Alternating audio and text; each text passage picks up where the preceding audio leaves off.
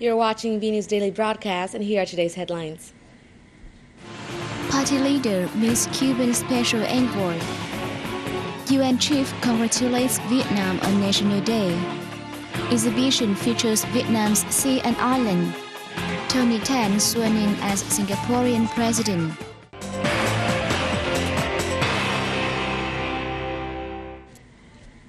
On September 1st, General Secretary Nguyễn Phú Trọng received the Cuban and Special Envoy of the First Secretary of the Communist Party of Cuba Central Committee in Hanoi. He was in Vietnam to inform the party leaders of the results of Cuba's 6th Party Congress and prepare for the upcoming National Party Conference. Trump congratulated the Communist Party of Cuba on the outcome of its 6th Congress, evaluating this as a historic Congress with a significant opportunity to orient the Cuban Revolution future. He affirmed that Vietnam was determined to strengthen the friendship and comprehensive cooperation between the two parties, state and peoples. José Ramón Balaguer, the special envoy of Raúl Castro, first secretary of the Communist Party of Cuba Central Committee and president of the Council of State and Council of Ministers of Cuba, said the upcoming National Party Conference scheduled for next January will adjust high-level personnel, study and change of working mode to consolidate combat capacity and ensure the inheritance of the party. The 6th Party Congress discussed and adopted the roadmap to update the country's future economic model with a view to raising labor efficiency and promoting production, which will help Cuba overcome current difficulties and shortcomings, as well as protect achievements recorded by the Cuban Revolution during the past 50 years. He said he was impressed by achievement of Vietnam modernization process, saying they were valuable experience for Cuba to learn from. Cuba will spare no effort to strengthen and develop the traditional, pure and faithful relation between the two parties and countries. On the same day, Party General Secretary Nguyễn Phú Trọng also met with the new Lao ambassador, Somphon Sicharoen, who has just started his term of office in Vietnam. The party leader said he believed Ambassador Somphon Sicharoen will fulfill the task assigned by the Lao party and state, contributing to strengthening and developing the traditional friendship, special solidarity and comprehensive cooperation between the two parties, state and peoples. He thanked the Lao party, state and people for the support and assistance to Vietnam, affirming the Vietnam-Lao special relations were the two countries' invaluable treasure and needed to be preserved and promoted.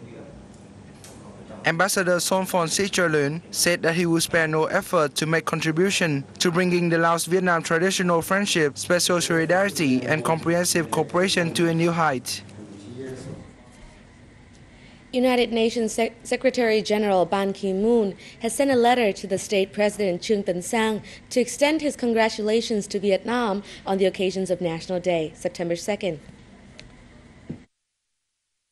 Ban Ki-moon said, "It is my great pleasure to extend to you and to the government and people of Vietnam my warmest congratulations on the occasion of the Independence Day." He also said, "I am encouraged to know that I can count on the leadership, dedication and support of Vietnam in our continuing endeavor to build a sustainable, safe and just world for all." 66 years ago, President Ho Chi Minh read the historic Declaration of Independence at the Ba Dinh Square to establish the Democratic Republic of Vietnam. The declaration affirmed that Vietnam has the right to be a free and independent country, and in fact it is so already. The entire Vietnamese people are determined to mobilize all their physical and mental strength and sacrifice their life and property in order to safeguard independence and liberty. On the occasion of the 66th anniversary of the National Day, Prime Minister Nguyễn Tấn Dũng on September 1st hosted a banquet in honor of the diplomatic corps in Hanoi. Many activities were held both in and outside the country to celebrate the event.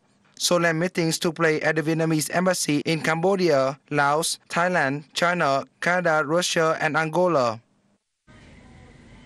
Vietnam and Laos have signed a plan to cooperate in culture, arts, and tourism during Minister of Culture, Sports and Tourism Hoàng Tuấn Anh's visit to Laos from August 30th to September 2nd. Under the 2012-2015 plan, the Vietnamese Ministries of Culture, Sports and Tourism and the Lao Ministry of Information, Culture and Tourism will focus on celebrating important events in 2012, the year of the Vietnam-Laos Friendship and Solidarity.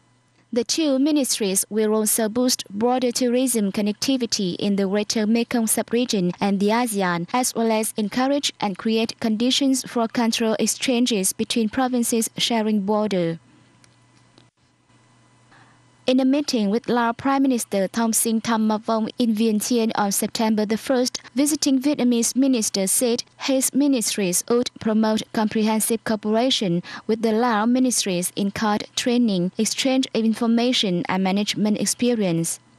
The Lao government leader said the cooperative plan signed between the two ministries provided an important legal framework to promote the two ministries' cooperation, including tourism, a new feature that would help to boost the Lao economy.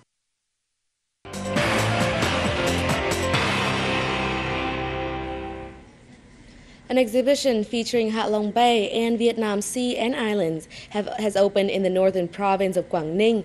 The event is to mark the 66th anniversary of National Day and serves as an activity in response to National Sea and Island Tourism year 2011.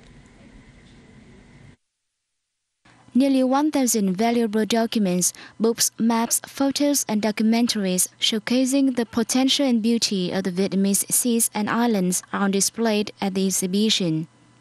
Vietnam boasts a coastline of over 3,000 kilometers and thousands of islands and islets.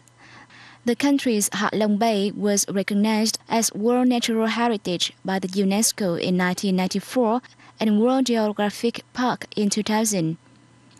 It is in the list of being voted as one of the world's new 7 wonders. The exhibition will run through September the 10th. Vietnamese Food Month in Hong Kong will expose the locals to traditional Vietnamese dishes, accompanied by music performed by Vietnamese nationals at Harbour Plaza Metropolis Hotel. Vietnamese restaurants in Hong Kong attracted a lot of customers, but the culinary art has not been introduced officially there until now. It could be said that culinary specialties are one of the best introduction of a nation to foreigners. Vietnamese Food Month is one of many activities to celebrate the 66th anniversary of the National Day on September the 2nd. The first Vietnam-Quảng Tung Economic Trade and Tourism Forum has recently taken place in Guangzhou City in the Chinese province Quảng Tung.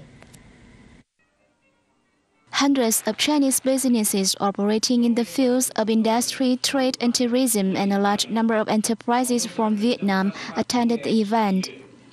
Representatives of the Vietnamese Ministries of Planning and Investment and relevant agencies introduced the situation and investment environment in Vietnam and answered questions regarding trade, import, export, tourism and other fields. Top leaders of China and the Philippines on September 1st vowed to expand bilateral trade to $60 billion by 2016. The commitment was made at separate talks between Premier Wan Jiabao and National People's Congress Chairman Wu Banggu of China and Philippine President Benigno Aquino in Beijing during the latter's Friday visit to China. Both sides discussed opportunities for cooperation and promoting bilateral economic ties. They agreed to raise bilateral trade to $60 billion by 2016. This is the first state visit to China by President Aquino to a non-ASEAN country since he assumed office in 2010. During the talks earlier on August the 31st, President Hu Jintao and President Aquino agreed that the visit will accelerate practical cooperation and tradition, as well as lift the bilateral strategic relations to a new height. Singapore's President-elect Tony Tan Keng Yam was sworn in for a term of 6 years as the 7th President of the island country on September 1st. The 71-year-old former Deputy Prime Minister with a formidable experience in finance took his oath in the presence of Prime Minister Lee Hsien Loong and cabinet ministers, members of judiciary, lawmakers and senior civil servants. Addressing the ceremony, Ten stressed the importance of unity for the nation.